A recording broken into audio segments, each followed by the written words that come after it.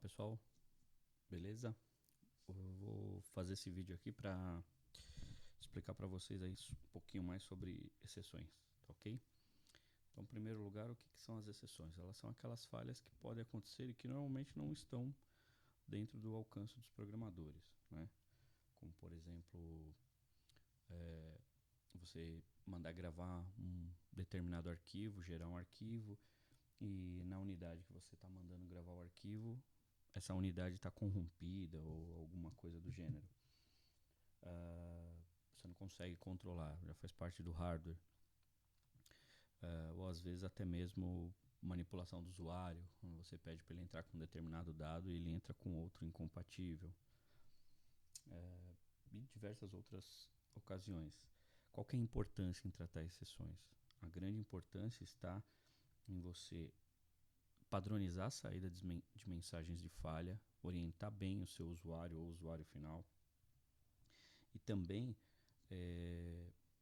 você colocar uma camadinha aí de segurança, porque à medida que acontecem as falhas, ela termina denunciando informações importantes sobre o seu projeto, sobre a sua aplicação, como por exemplo o SGBD que você pode estar utilizando. Então, um exemplo simples só para a gente começar é criar ou lançar uma exceção.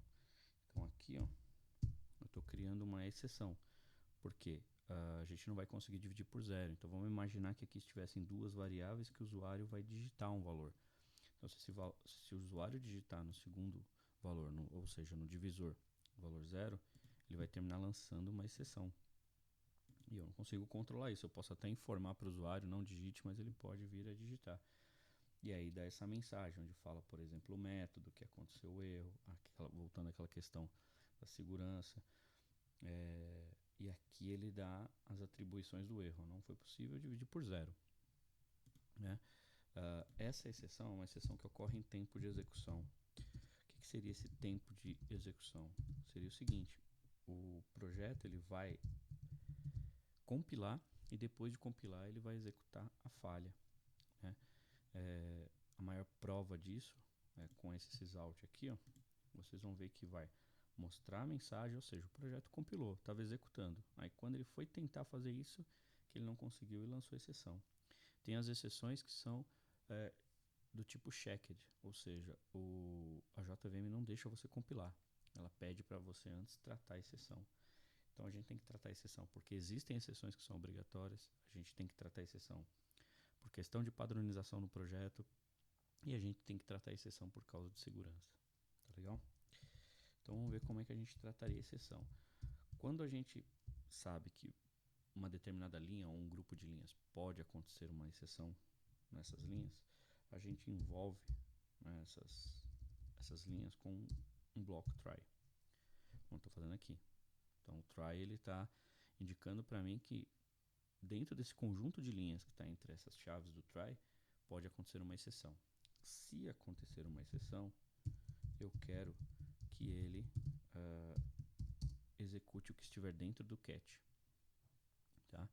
E então qualquer exceção que ocorrer aqui, ele vai recorrer a um catch, ele vai procurar o catch e vai falar, bom, tenho que executar exatamente essas instruções.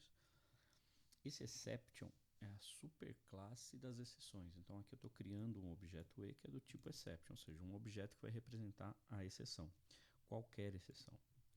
Todo try tem que ter um catch, tá ok? No mínimo um catch.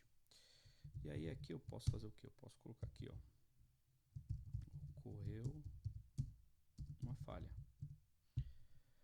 Então na hora que ele for tentar fazer essa divisão e tentar lançar a exceção, ele vai terminar respeitando a minha mensagem dentro do catch. Então aqui ocorreu uma falha. Agora, o que você tem que tomar cuidado é que quando você está desenvolvendo sua aplicação, se deixar simplesmente essa mensagem também para um usuário que vai estar desenvolvendo em cima da arquitetura que você está montando, você não vai saber de onde exatamente veio a falha.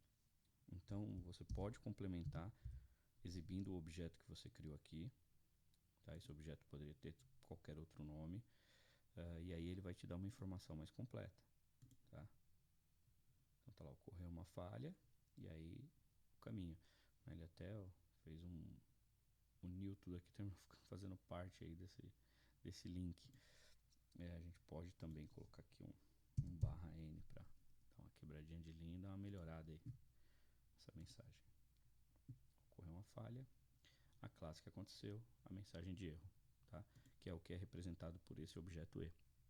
Depois que o sistema está pronto, você não há mais utilidade em você exibir fielmente a mensagem, não é o momento, ou sei lá, você padronizou de uma outra forma, aí você deixa assim para que o usuário saiba.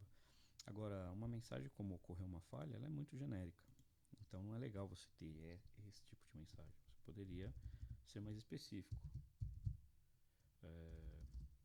Valor 0 no divisor.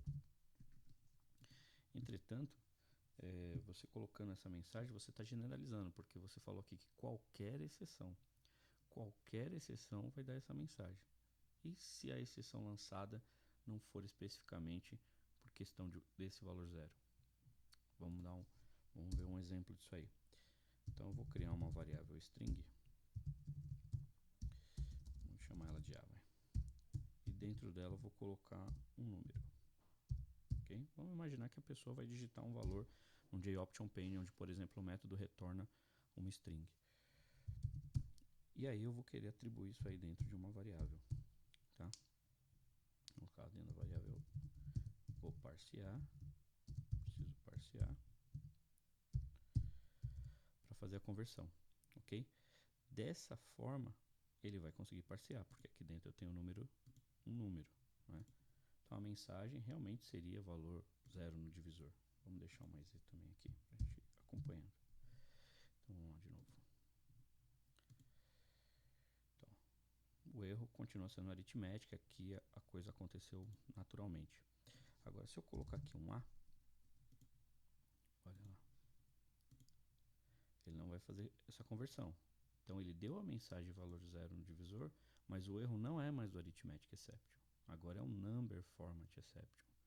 Ou seja, ele deu uma outra exceção, que foi devido ao valor que foi imputado aqui, que ele tentou fazer a conversão, que foi esse A. E aí o parse não conseguiu fazer. Então o que a gente tem que fazer aqui no cat? A gente tem que tomar cuidado com essas mensagens muito genéricas. O ideal aqui seria nós podemos mandar uma mensagem mais exata. Então, por exemplo, se eu coloquei aqui o 18, se deu tudo certo, ele vai executar a minha exceção, porque a exceção lançada foi da classe arithmetic exception. Tá? Só que, se eu voltar aqui de novo para A, vamos ver o que vai dar. Ele vai executar esse cat aqui, ó. Será que ele vai mostrar essa mensagem valor 0 no divisor? Vamos ver. Não. Por quê? Porque a exceção que deu agora foi do number format exception, que foi devido ao caractere que ele não conseguiu parsear.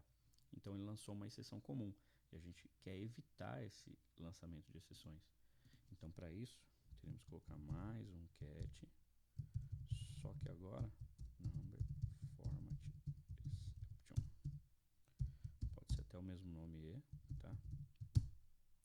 E aí a gente coloca número inválido. Mais E, vamos colocar um barra N também para fazer a divisão. E agora sim eu posso capturar as duas exceções que podem acontecer nesse projeto. Olha lá, número inválido, que foi do number format exception. Se eu colocar um número válido, valor 0 no divisor do arithmetic exception. Ok? Então aqui eu vou fechando as minhas as conexões de exceção, e à medida que eu vou colecionando mais exceções, eu vou personalizando dentro desses cats. Até que chegar ao ponto que eu não consigo mais imaginar nenhuma outra exceção possa acontecer, aí eu fecho num último, sempre na posição do último cat, com a superclasse. Tá? Porque se acontecer qualquer outra coisa que eu não conhecia, eu vou colocar lá erro desconhecido e mando mostrar. Tal erro. Nesses outros, como eu já sei o erro, eu nem preciso mais mostrar nada. Ok? Então, se der o erro lá de divisor, vai dar só a mensagem. Se der o erro lá de conversão, vai mostrar só a mensagem de conversão. Agora, se acontecer qualquer outra exceção dentro desse bloco de comando, ele vai dar lá um erro desconhecido e me informar de onde veio esse erro, para que eu possa também especializar, né, deixar mais específico no catch, e permanece aqui sempre esse exception por último, tá? O exception sempre tem que ser no último catch, pelo simples fato dele ser a superclasse de todas as exceções. Se você coloca ali em cima, não faz sentido. O Java nem deixa isso acontecer. Tá, mas não faria sentido. Ele via executar, vai executar o exception. Para que serviria os outros? Tá legal? E por fim, a gente tem aí o finally, que é um outro bloco opcional que você pode colocar para indicar se você quer ou não que seja executado aliás, que você quer que seja executado uma função, um bloco de comandos ou um comando específico onde aconteça ou não a exceção, tá? Então, por exemplo, eu vou colocar aqui, passei por aqui. Então, se lançar a exceção, ele vai parar na exceção, vai procurar o seu catch aqui e vai executar o finally. Se tudo correr bem dentro do try, ele não vai executar nenhum catch, porque não lançou a exceção, mas vai executar também o finally. Então, o finally vai ser executado independente da situação, ok? Então, nesse caso, ó, ele deu a exceção e deu passei por aqui, que é o que está no finally. Se a gente arrumar, vou arrumar tudo aqui, eu vou colocar divisão por 1, então não tem mais nenhuma falha aqui, pelo menos não das que eu previ. Só passei por aqui, então deu tudo certo aqui, mas ele continua mostrando a mensagem, tá legal? Então essa é a primeira parte de exceções. No próximo vídeo a gente vai gerar uma camada aqui de exceções para a gente dar uma isolada, tá? Não deixar tudo aqui na nossa classe do nosso método main, tá joia? Valeu galera, obrigadão, até mais.